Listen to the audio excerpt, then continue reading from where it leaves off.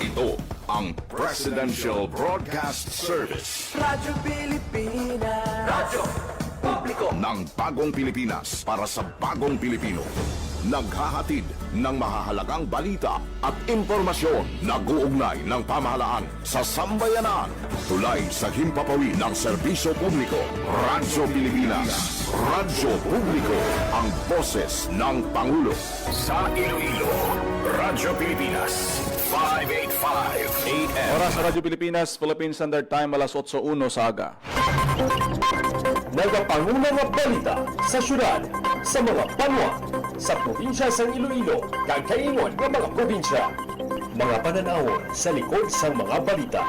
Inyong mabatian sa Radyo Pilipinas Iloilo News. Mga balita na magasugata sa inyong nga aga.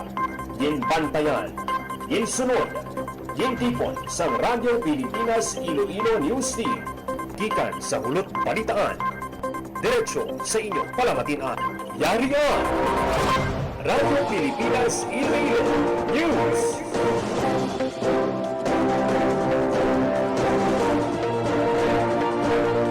Ayong aga Pilipinas, good morning Western Visayas. Welcome sa Radyo Pilipinas News subong adlaw sang Huwebes, Mayo 14 tuig 2026. Ako ang inyo tagbalita, Janelle Baclay, kag karon sa aton balantayan kag mga mainit nga pangulong dinalan.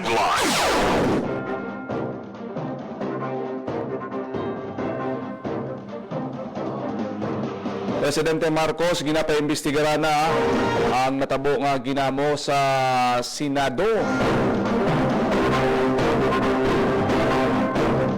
Anay Iloilo City Mayor Jed Patrick Mabilog ginapoint bilang bago nga DILG Undersecretary for Public Safety. Ugos nga suporta sa administrasyon ni Presidente Marcos ginpasalig ni former Mayor Mabilog sa iya pagpungko sa bago nga katungdanan. Masobra 1,500 ka mga PUV driver sa Iloilo City nagbaton sang cash relief assistance nga 5,000 pesos. Malacanang nagalaong nga hindi maapektuhan ang pagbalhin sang liderato sang Senado sa mga priority bills na nahambalan sa nagligad nga LIDAC meeting. Iloilo 3rd District Congressman Defensor kabahin sang 11-member prosecution team bilang piskal sa impeachment trial ni Vice President Sara Duterte. Coast Guard District Western Visayas ginkilalang 12 anyos nga bata nga babayi nga naglangoy sang 6 ka kilometro sa sulod sang 5 ka oras agod Salbaron ang iyang nga pamilya. Voters registration sa Iloilo City hiwaton sa Robinson's Place sa nabilin nga 5 ka adlaw. Kag AI Fest liwat nga hiwaton sa siyudad sang Iloilo mas madamo nga aktibidad lauman pa.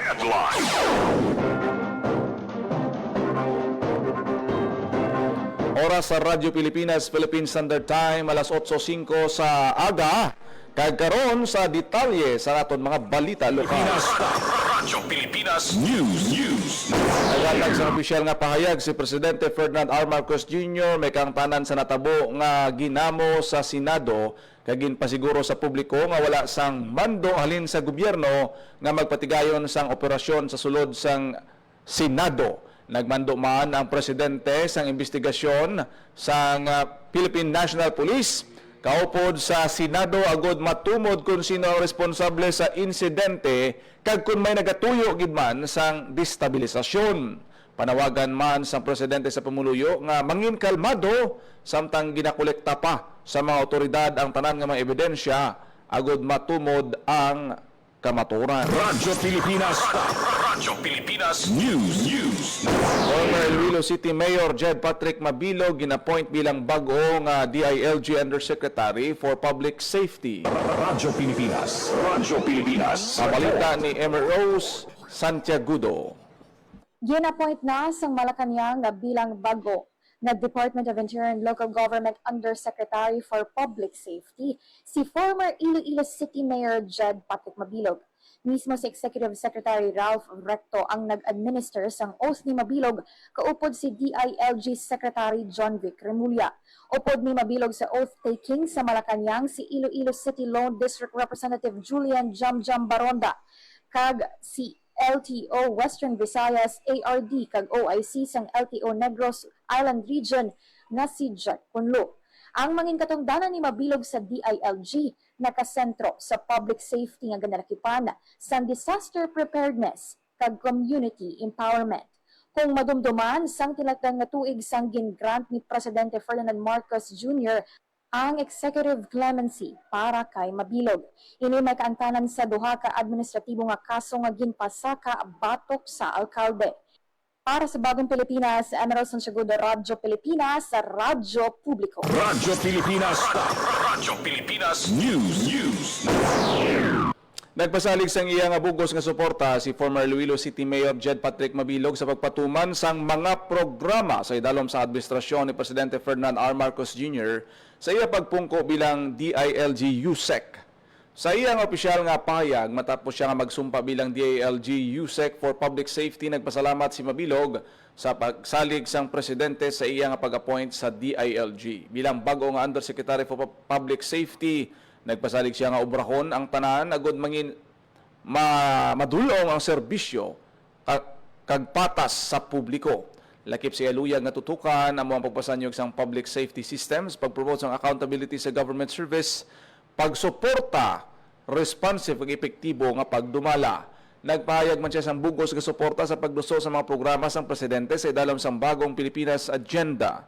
Sunod sa opisyal ang serbisyo publiko, responsibilidad kag isa ka pribilehiyo. Radyo Pilipinas. Radyo Pilipinas News. Masobra 1,200 ka mga PUV driver sa Iloilo City nagbaton sang cash relief assistance halin sa DSWD nga balor 5,000 pesos. Radyo Pilipinas. Radyo Pilipinas. Sa detalye sa balita ni Emero Santiago. Naglabot sa 1,579 ka public utility jeepney driver sa Iloilo City ang nakabaton sang cash relief assistance gikan sa gobyerno. Iniwat ang tagdaganay sa MH Del Pilar Gym kag Zamora Melissa Gym sang Miyerkules nga ginpangunahan sang Department of Social Welfare and Development Office kaupod ang Iloilo City Government.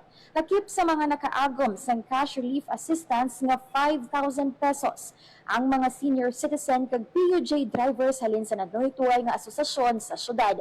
Nag-umpisa ang tagtaganay sang cash relief assistance alas 8 sang aga kag nagtapok alas 2 sang hapon. Malipay naman nga ginbaton sang PUJ drivers ang cash relief assistance nga 5,000 pesos. Kabahin lang ini sang bulig sang gobyerno sa transport sector. Sandig sa direktiba ni Presidente Ferdinand R. Marcos Jr. sa tunga sang nagapadayon nga tensyon sa Middle East.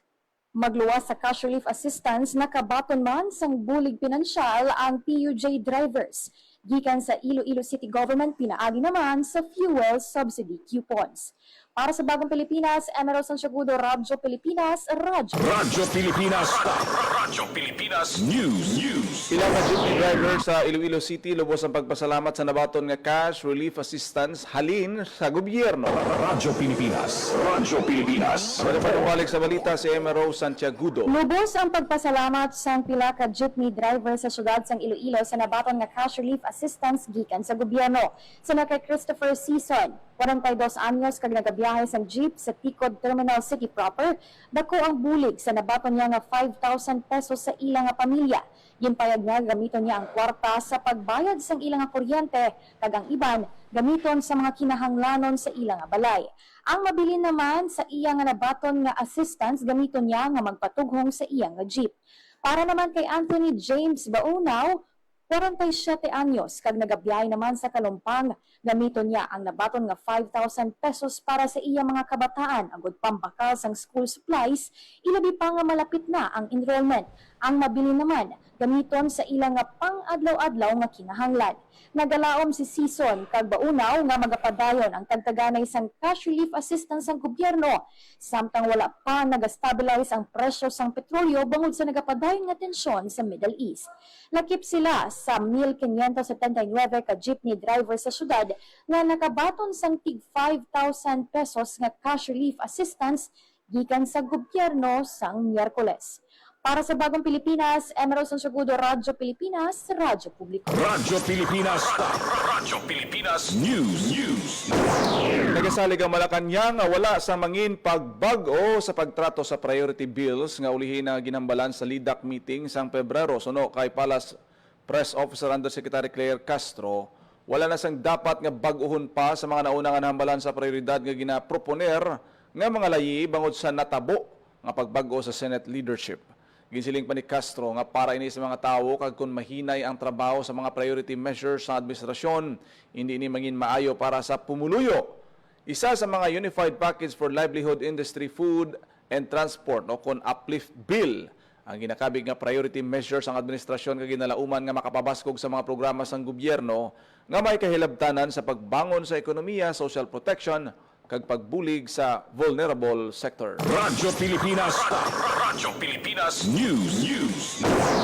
Nagpirma sa Memorandum of Agreement ang Philippine Sports Commission kag ang lokal nga panguluhan sang Bacolod City para sa pagpanagbalay sang syudad sang Batang Pinoy. Ang nasambit nga hinampang hiwaton sa City of Smile sa Disyembre 12, tubtob 18 subong nga tuig.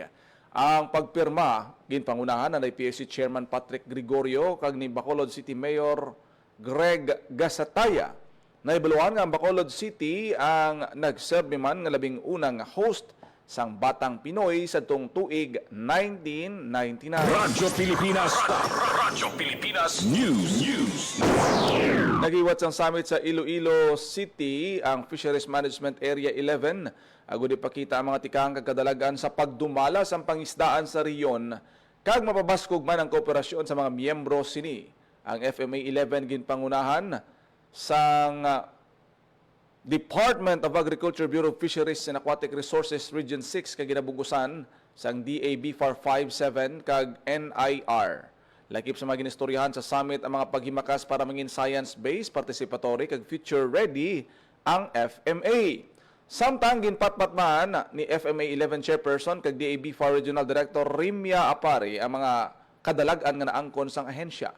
Lakip sa ginpabugal sa FMA 11 ang pagdevelop kag pagpatuman sang harvest strategy batok sa paggamit sang fine mesh nets. Ang FMA 11 nagaserve man nga testing ground sa mga reforma sa fisheries governance nga nakabulig sa mas malapad nga diskusyon sa national nga level. Kabahin man sang summit ang pagpresentar ug pag-review sa mga nahimo sang FMA 11 sugod sa pagtukod sini kag papabakod sang partnership kag kolaborasyon sa tunga sang management board, scientific advisory group kag technical working group. Sa iban pa nga balita sa idalom sang liderato ni Presidente Ferdinand Marcos Jr. bilang ASEAN's chair, madinalagon nga nag-isa ang 11 ka makatapos ang pungsod agud masabat ang kritikal nga isyu sa enerhiya kag seguridad sa kadagatan. Ginatagan ni importansya ni Presidente Marcos ang freedom of navigation kag malino nga pagpalawod sa South China Sea samtang ginasulong ang mga praktikal nga solusyon pareho sang ASEAN Petroleum Agreement kag ASEAN Power Grid agud mahagan-hagan ang epekto sang pangkalibutan nga krisis sa supply sang gatong. Ginpamatud-an man sang Pilipinas ang maayo nga diplomasiya sa tunga sang mga trilateral meetings kaupod ng Thailand kag Cambodia nga nagatuyo pabaskugon ang regional nga kaangtanan sa pagpabilin sang mas mabakod nga buwas damlag para sa bilog nga ASEAN. Radyo Pilipinas. Radyo Pilipinas News. Isa sa 11-member prosecution team si Iloilo 3rd District Representative Lawrence Defensor sa ginaatubang nga impeachment trial ni Vice President Sara Duterte sa tiyon nga matipon sang Senado bilang impeachment court. Si Senior Deputy Majority Leader Defensor, isa ka abogado nga nagtapos ng Bachelor of Law sa University of Santo Tomas, kay nagserbeng representante sang 3rd District sa Kongreso sa tuig 2019. Magluwas kay Defensor ang prosecution team kinabugusan man ang Batangas Representative Hervil Wistro, chairperson sa House Committee on Justice nga nagaserbi naman nga lead investigator sa impeachment proceedings. Kaupod man sini sa Senior Deputy Minority Leader Leila de Lima, anay senador, Justice Secretary kag chairperson sa Commission on Human Rights nga kilala sa pagsulong sang demokrasya kinamatarong sang tawo kag rule of law. Yara man sa Deputy Minority Leader Chel Jokno, isa sa nagapanguna nga human rights lawyers. Mayara man sang House Committee on Good Government and Public Accountability nga ginapamunuan ni Joel Chua, isa ka abogado, nagapanguna sa investigasyon sang kamaraangot sa confidential funds, corruption, kag accountability issues sang gobyerno. Si Public Accounts Committee Chair Terry Ridon naman, isa ka abogado, kag anay broadcaster, anay kabataan party list representative, kag nakatapos sa UP College of Law. Si Assistant Majority Leader Isabel Zamora, isa ka UP trained lawyer, kag anay partner sang Zamora and Poblador Law Offices. Si Cagayan de Oro Representative Lordan Suwan, isa man ka abogado kag chairperson sang House Committee. Kaupod man sini si Representative Jonathan Keith Flores, nga nakatapos ang Bachelor of Law sa Ateneo de Davao University. Si Dinagat Island Representative Kaka Bagao, isa ka human rights lawyer kag agrarian reform advocate ang nagserbi man nga prosecutor sa impeachment trial ni Chief Justice Renato Corona kag nangin gobernador sang Dinagat Island. Suno sa House leaders, nagapaidalom ang komposisyon sang prosecution team sa mabakod nga panindugan sang Kamara nga padayon nga may mandato sang konstitusyon kag atubangon ng impeachment case nga may integridad, profesionalismo, kag lubos nga respeto sa proseso sang kasuguan. Radyo Pilipinas. Radyo Pilipinas News. Normal laging kilala ni Commodore Ludovico Librilla sa Philippine Coast Guard District Western Visayas si Cherry Ann Mateo. 12 anyos ang edad sang Sitio Tigbao, Batbatan Island kula si Antique. Kagang duha ka maisog nga rescuer sa seremonya ginihiwat sa headquarters ng Coast Guard District sa Barrio Obrero, Lapus. Nagpakita sa tumbalagsaw na kaisog si Cherry Ann matapos nga naglangoy sa ginabantaan ng kilometro gikan sa baybayon sang Batbatan Island agud magpangayo sang bulig para sa iya pamilya nga yara sa kalisdaan bangod sang lumos o kon pagkalunod sang ila motor bangka. Bilang pagkilala sa iya kaisog kag presensya sang una-una sa tion sang insidente, personal laging kilala siya sang Coast Guard Western Visayas. Ginpasinunggan man ang duha ka mga rescuers nga Sanday Edgar Antonio kag Johnny Patricio sa ila importante nga papel sa mindanag-on nga operasyon.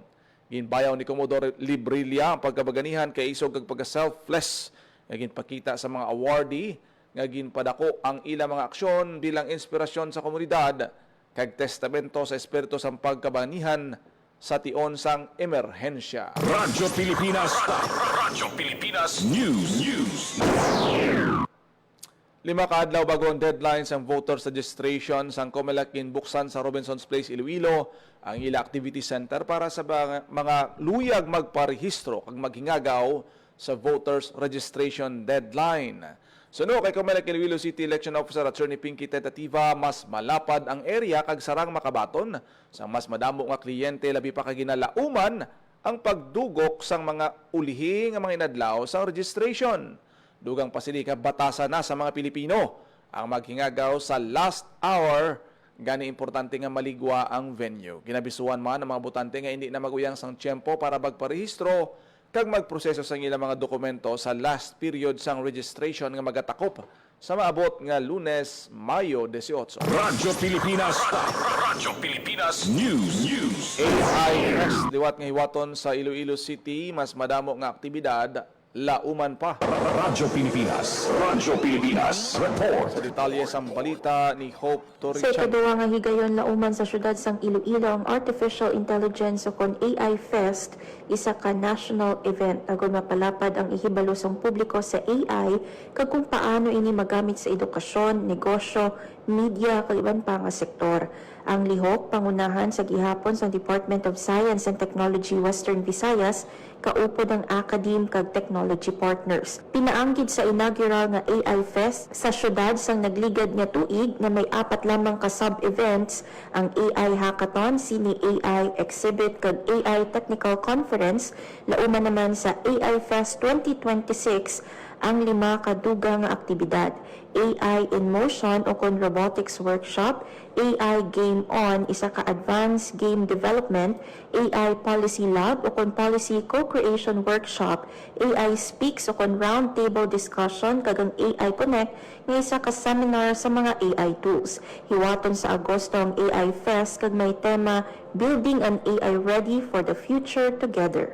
Para sa Bagong Pilipinas, Hope Trichante, Radyo Pilipinas, Radyo Publiko. Radyo Pilipinas. Radyo Pilipinas News. Kahandaan sa disaster response sang Western Visayas takson sa hiwaton nga Rescue Olympics sa probinsya sang Antique. Radyo Pilipinas. Radyo Pilipinas. Report. Detalye sang balita ni Hope Torichan. Nagapanghanda na ang probinsya sa Antique para sa 2026 Regional Rescue Olympics sa Hulyo na ginalantaw magatakos ang kahandaan sa mga rescue team sa Western Visayas. Naghiwat sang ocular inspection na mga katapos ang Office of the Civil Defense Central Office kag Region 6 sa mga venues kag pasilidad nga gamiton sa paindis-indis. Ginpadulungan sang OCD ang venue para sa evacuation response, aquatic kag confined space rescue, fire safety, obstacle course, kag technical terrain operations. Sunod kay OCD 6 Regional Director Raul Fernandez, napilian ang rehiyon bilang isa sa mga pilot regions sa kayuwatan, upod ang Region 2 kag Region 9. Pasakupan ang aktibidad sa mga rescue team sa 5 ka probinsya kag syudad sang Iloilo. Imbitado man ang mga observers gikan sa iban pa nga probinsya sa Visayas kag National Capital Region. Ini na ang ikatatlo nga Regional Rescue Olympics humalin sang una nga ginhiwat sang 2024 sa Negros Occidental. Para sa Bagong Pilipinas, Hope Trichante, Radyo Pilipinas, Radyo Publiko. Radyo Pilipinas. Radyo Pilipinas News. Formal na ginbuksan ang Intellectual Property Office of the Philippines sa ang 11 nga ASEAN Regional Geographical Indications Forum kag exhibition sa Iloilo City. Ang aktibidad ginorganisar sa IPOFIL, kaupod ang European Union Intellectual Property Office kag gintambungan sa mga eksperto kalin sa ASEAN kag iban pa nga pungsod.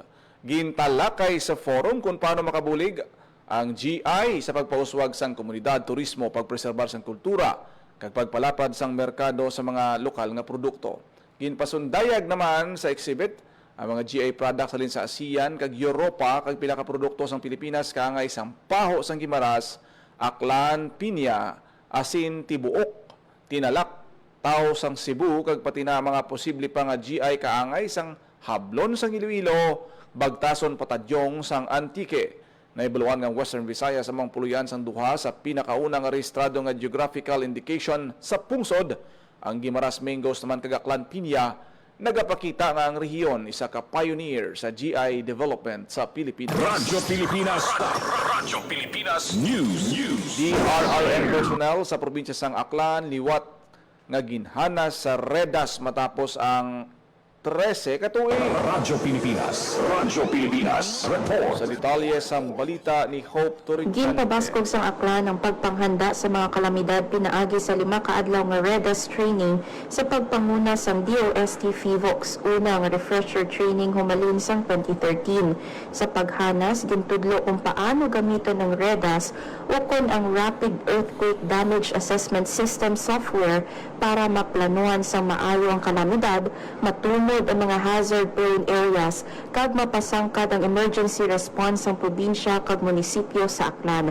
Ginpakita sa training ang real-time hazard monitoring kag simulation tools na may ikasara nga mag-monitor sa mga risgo sa linog, liquefaction, landslide kag tsunami. Pinaagi man sa REDAS sara nga ma-estimate ang mga halit, casualties kag kaperdihan bangod sang kalamidad.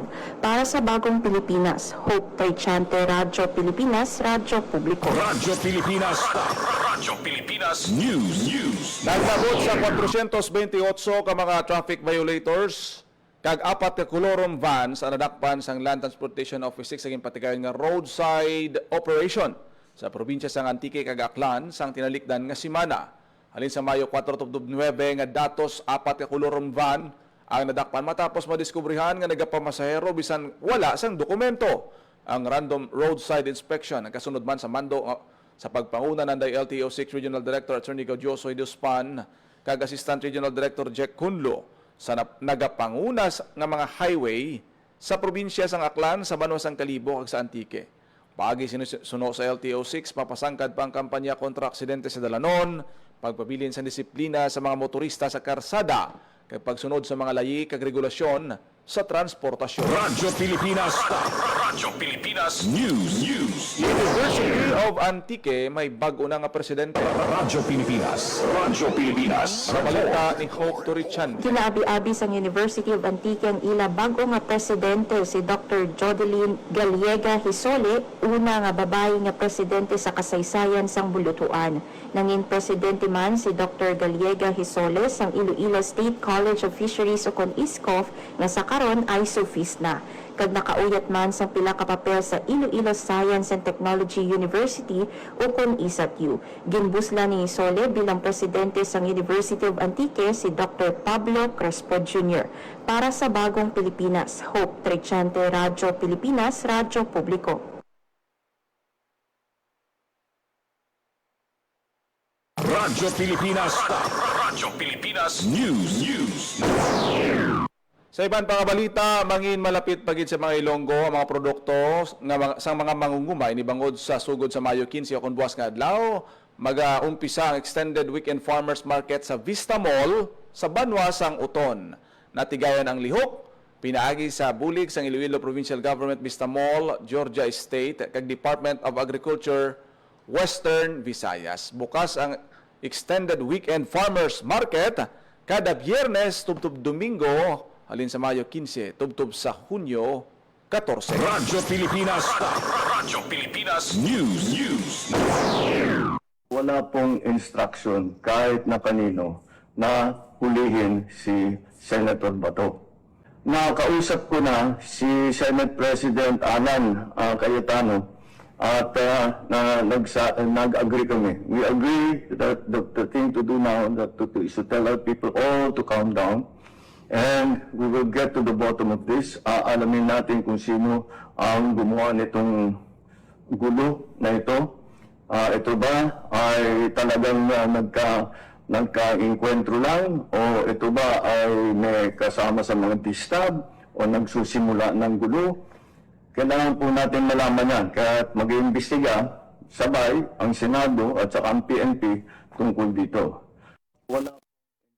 Ang kabahin sa pagpahayag ni Presidente Ferdinand R. Marcos Jr.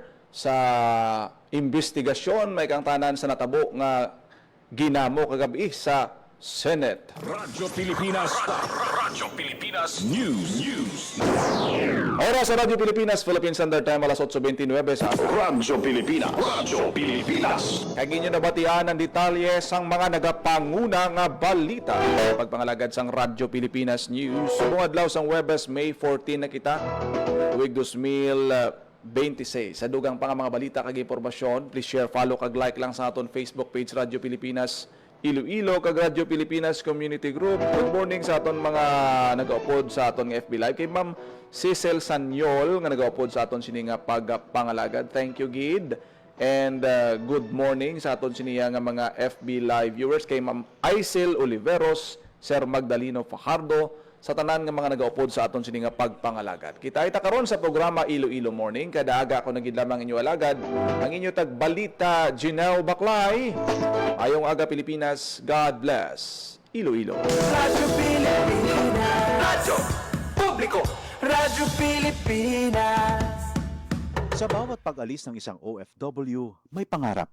Pero may takot din. Takot na sa pag-uwi. Wala pa ring kabuhayan, walang kasiguruhan. Pero nagbago ang kwento.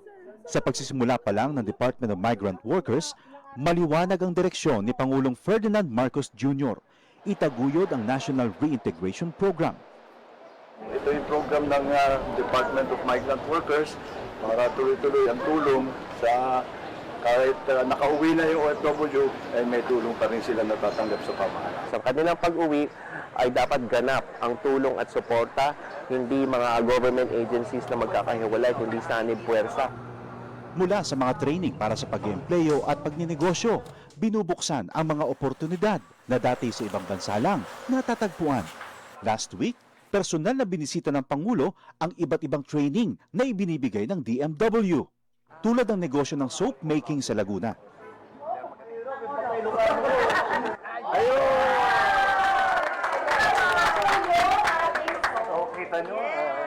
Isa ito sa mga negosyong ngayon nagbibigay ng bagong kita at bagong pag-asa sa ating mga OFW. Isang dating seaman, chef at housekeeping staff. Ngayon, mga negosyante na. Sa pagninegosyo, gumagabay ang Department of Trade and Industry. Ang laki ng ginawa nilang sakripisyo para magtrabaho sa ibang bansa. Tinatawag natin silang bagong bayani. Tapos dapat naman, pag uwi nila, meron din tayo may tulong sa kanila para patuloy naman ang kanilang anak. Sa buong bansa, tuloy-tuloy ang trabaho.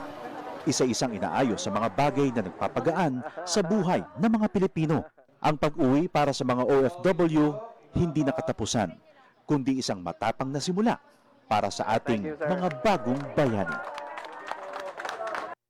Magandang araw, si Dingdong Dantes po ito. Sa dami ng bulkan sa Pilipinas, dapat alam na natin ang gagawin sakaling maabutan tayo ng pagputok nito. Naalala niyo ba ang pagbuga ng abo ng Bulkang Taal noong 2020? Ang pagputok ng Bulkang Pinatubo noong 1991. Hindi malabo na maranasan natin ulit ito, kaya dapat may alam tayo. Dahil, #panatag ang may alam. Maging panatag Pilipinas. Radyo Pilipinas. Radyo Publiko. Radyo Pilipinas.